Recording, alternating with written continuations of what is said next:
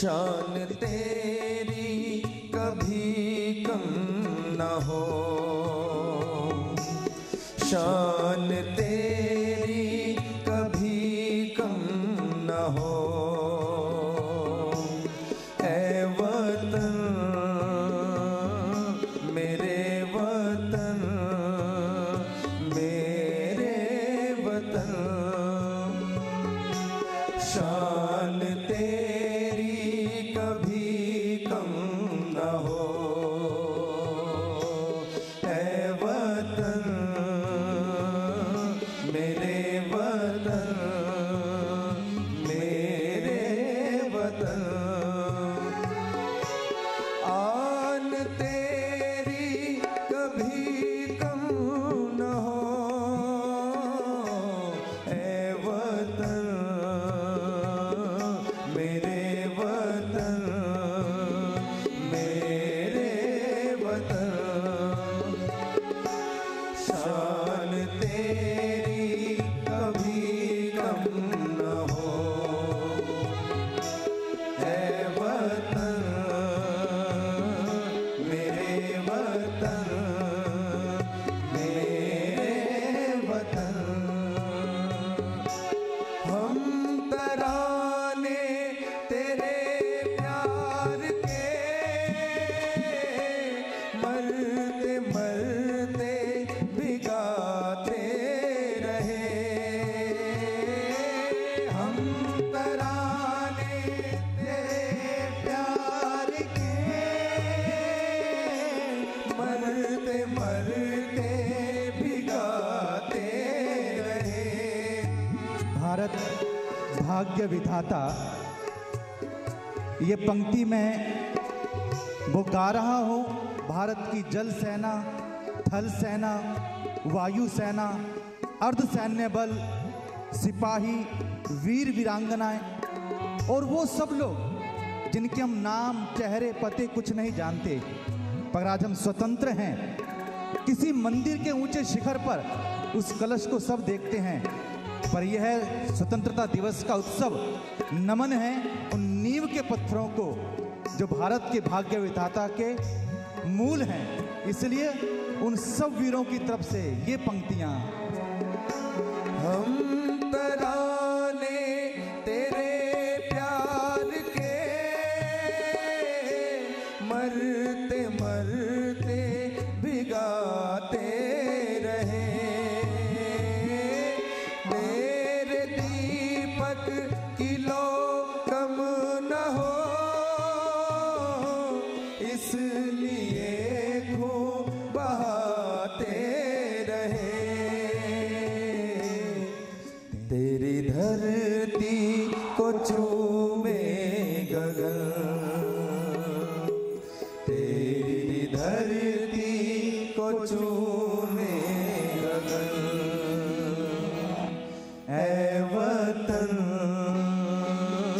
मेरे वतन, मेरे वतन,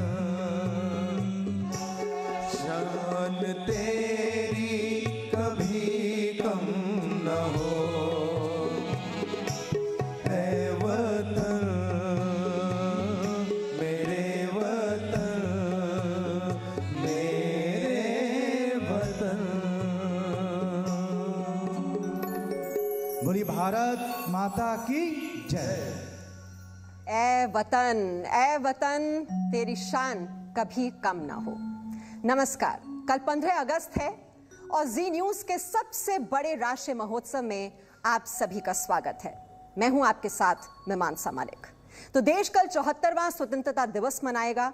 ये एक ऐतिहासिक अवसर है और इस अवसर पर सबसे बड़े राष्ट्रीय महोत्सव का शुभारंभ जी न्यूज ने अभी से कर दिया है।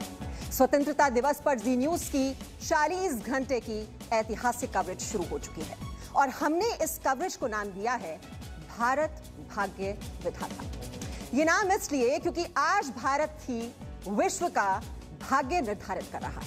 आज दुनिया भारत की संस्कृति, भारत की परंपरा, भारत की मर्यादा और भारत के कुशल नेतृत्व का अभिनंदन कर रही है। जी हां, ये बदलता हुआ भारत है। ये बदलता हुआ भारत है। ये भारत है 2022 2020 का। ये स्वावलंबी भारत है। ये बदलते हुए भारत की जो तस्वीर है आप इस वक्त देख रहे हैं, और ये भारत के गौरवशाली इतिहास को समेटे हुए आप इस वक्त जी न्यूज का ये प्रांगण देख रहे हैं, जहां पर हर प्रतीक, जी हां, हर प्रतीक की अपनी अहमियत है, अपनी महत्ता है। ये नया भारत है, ये राम राज्य की आधारशिला रखने वाला भारत है। राम राज्य की परिकल्पना, भगवान राम, टेंट से उन्हें आजादी मिली सदियों के संघर्ष के बाद, तो राम राज्य की परिकल्पना वाला भारत, और उसी की तस्वीर आपके सामने। यही नहीं, ये गांधी के सपनों को साकार करने वाला भारत है। महापुरुष गांधी जो राह दिखाते हैं पूरी दुनिया को, तो ये बदलता हुआ जो भारत है उसमें महापुरुष महात्मा गांधी की बहुत बड़ी भूमिका, जो कि हमारे आदर्श रहे हैं, हमारे मार्गदर्शक रहे हैं। और ये छत्रपति शिवाजी महाराज के शौर्य पथ पर आगे बढ़ने वाला भारत है। ये पराक्रमी भारत है, ये गौरवशाली भारत है, ये बलवान भारत है। जो छत्रपति शिवाजी महाराज ने जो हमें शौर्य पथ दिखाया, उसी पथ पर आगे अग्रसर होता हुआ भारत। और ये सरदार वल्लभ भाई पटेल के अखंड भारत के संकल्प को सिद्धि तक पहुंचाने वाला भारत है। लेकिन उससे पहले ये रफेल वाला भारत भी है। ये आप देख रहे हैं, ये अलग अलग जो प्रतीक हैं यहाँ पर हमारे प्रांगण में, ये बताने के लिए काफी हैं कि भारत की तस्वीर कितनी बदल रही है। ये देखिए, ये हमारे जो महापुरुष जो हमें मार्ग दिखाते हैं, किस मार्ग पर हम बढ़कर सिद्धि की ओर बढ़ सकते हैं, विकास के पथ पर अग्रसर हो सकते हैं, ये उसकी तस्वीर आपके सामने है, उसी का ये प्रतीक। और ये श्यामा प्रसाद मुखर्जी के एक देश, एक विधान, एक निशान के मंत्र को जीने वाला भारत है।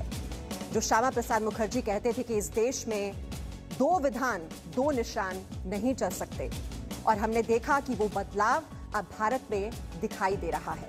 अब ये एक भारत, एक देश, एक विधान और एक निशान के मंत्र को जीने वाला भारत है। और ये वो भारत है जो एक मिस्ड कॉल से चीन को हिलाने का दमखम रखता है। आप जी न्यूज की ये हैशटैग मेड इन इंडिया मुहिम के साक्षी भी हैं, और साथ ही साथ आप भागीदार भी हैं। चीन के सामानों का बहिष्कार करने के लिए आपने सबसे बड़ी डिजिटल क्रांति का हिस्सा बनकर नया इतिहास रच दिया। जी हां, देश के 1 करोड़ से ज्यादा लोगों ने एक मिस्ड कॉल से नया कीर्तिमान स्थापित कर दिया, और ये सिलसिला अभी भी जारी है। और इन्हीं उपलब्धियों की वजह से आज हम ये गर्व से कह रहे हैं, भारत भाग्य विधाता।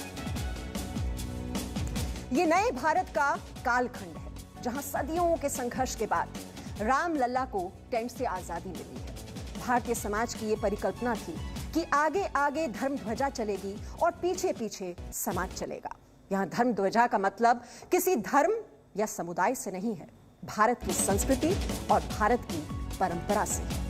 और रामलला को टेंट से आजादी की घटना विश्व के लिए एक संदेश है कि हम सदियों पुराने विवाद को भी सुलझाने में बहुत ही सक्षम हैं। और इसीलिए हम आपसे ये कहना चाहते हैं कि इस बार का स्वतंत्रता दिवस खास है। टेंट से रामलला की आजादी का राष्ट्रीय महोत्सव है। इस बार का स्वतंत्रता दिवस विस्तारवाद के संक्रमण से आजादी का राष्ट्रीय महोत्सव है। इस बार का स्वतंत्रता दिवस संक्रमण काल में भारत को विश्व गुरु के रूप में स्थापित करने का राष्ट्रीय महोत्सव है।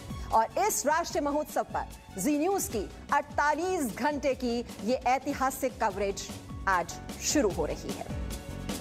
और आपने देखा कि यहाँ पर हमारे प्रांगण में जो भारत का गौरवशाली इतिहास रहा है, उसको समेटे हुए आप यहाँ देख रहे हैं बहुत से प्रतीक हैं, जिनके बारे में मैंने आपको बहुत ही संक्षेप में उनसे परिचय कराने की कोशिश जरूर की है। लेकिन हमारे साथ जो आप बहुत ही मधुर वाणी अभी तक सुन रहे थे, अजय जी हमारे साथ हैं कथावाचक, और वो आपको इस हर प्रतीक की गौरवशाली इतिहास के बारे में बताएंगे और हमें क्यों गर्व करने का ये बड़ा मौका है क्योंकि हम परंपरा वाला देश हैं और इस परंपरा को किस तरह से आगे निर्वाह करते हैं और उसी परंपरा को कैसे निभाने का ये सिलसिला आगे चल रहा है। अजय जी, जरा शब्दों में, सुरों में तो आपने समेट लिया, लेकिन शब्दों के जरिए जरा इनका बखान कीजिए। ये तेरा है, ये मेरा है, ये तेरा है।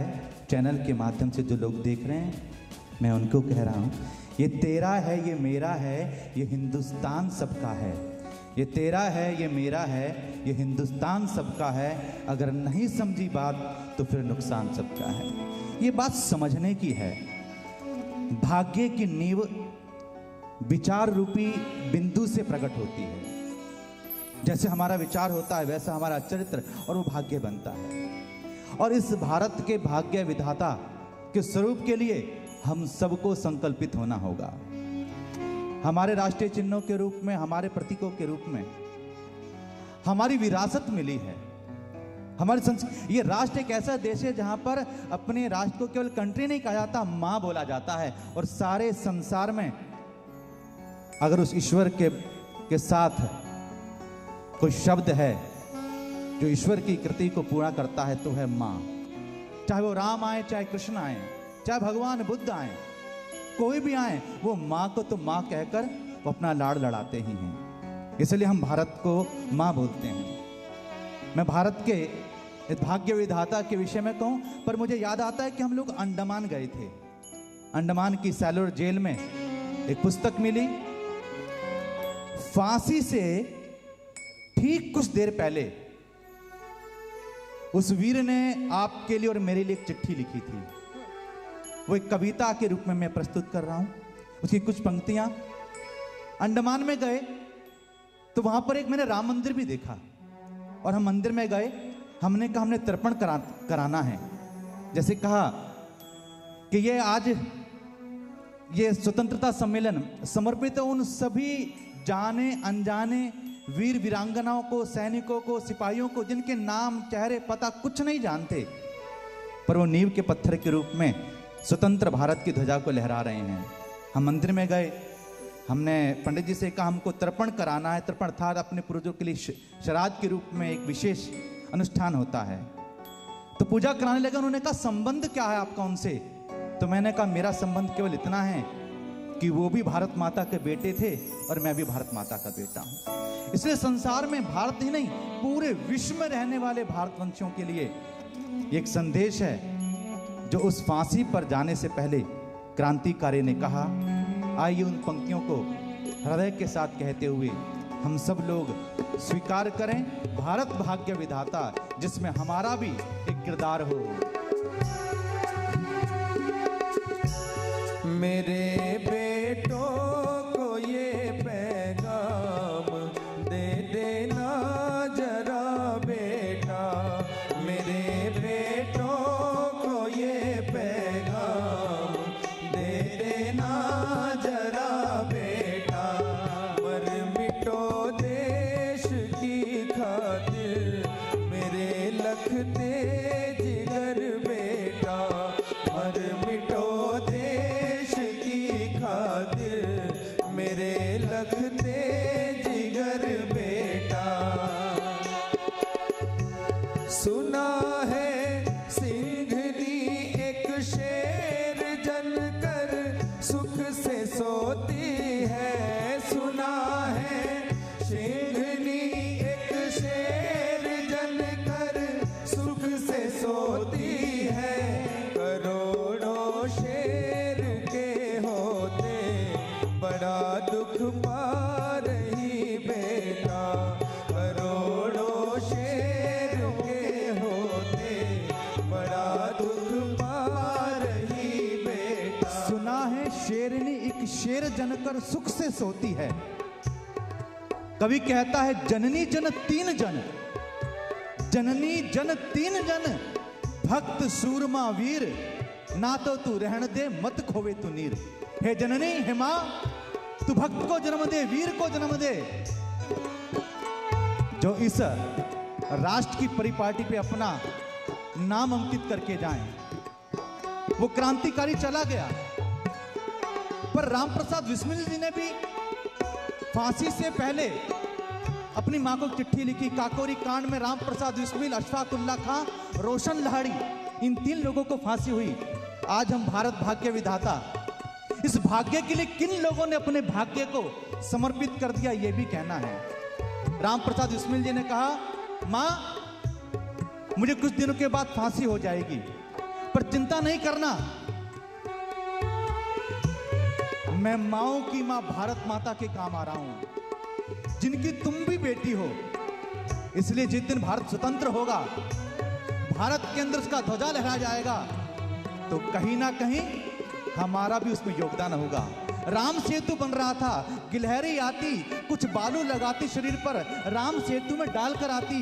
किसी ने कहा, राम गिलहरी तेरे सहयोग से होगा क्या? गिलहरी ने कहा, इस सेतु में मेरे सहयोग से कुछ हो ना हो, पर यह बात है, जब इतिहास लिखा जाएगा, राम सेतु की चर्चा होगी, तो कहीं ना कहीं हमारा भी नाम आएगा। इसलिए भारत की परिपाटी, हृदय के साथ नमन उन सबको जो अपना प्रयास करते हैं, क्योंकि एक दिन शरीर छूटेगा। गीता का ज्ञान क्या कहता है?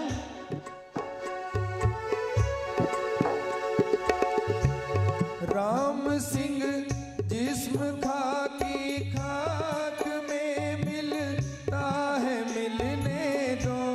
राम सिंह जिस्म बाकी खाक में मिलता है, मिलने दो। करो मत मौत की चिंता, अमर है आत्मा बेटा। करो मत मौत की चिंता, अमर है आत्मा बेटा।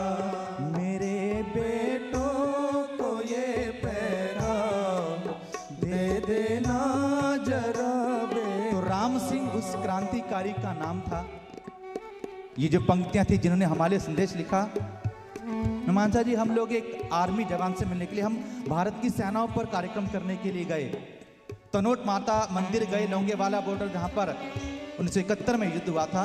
वहां एक बोर्ड लगा है और उस बोर्ड पर लिखा है, जाकर शहर वालों को कह देना। ये मैं उस सैनिक की बात कर रहा हूं जो लोंगेवाले बॉर्डर पर शहीद हो गए। जाकर शहर वालों को कह देना कि तुम्हारे आज के लिए हमने अपना आज कुर्बान कर दिया। तो कितनी बलिदान और कितना ये हमने सीखा है, समर्पित हुआ है। यही भारत भाग्य विधाता का नींव। देखिए अजय जी, खुशकिस्मत है वो लोग, वो जाबाज जो अपने देश के लिए प्राणों की आहुति दे देते हैं, और ये आज का दिन उनको सलाम करने का दिन है। और ये हमारी ऐतिहासिक कवरेज अभी तो शुरुआत हुई है, अभी तो शुभारंभ हुआ है, और ये सिलसिला अभी लंबा चलने वाला है। उन सभी स्वतंत्रता सेनानियों को, और ये जो गौरवशाली इतिहास की बात हम बार बार कर रहे हैं, वो सारे प्रतीकों की कितनी अहमियत है, ये हम लगातार यहाँ पर, आप जी न्यूज़ पर स्पेशल कवरेज लगातार देखते रहेंगे। लेकिन यहाँ पर एक छोटा सा हमें ब्रेक लेना होगा, लेकिन आप कहीं जाइएगा नहीं।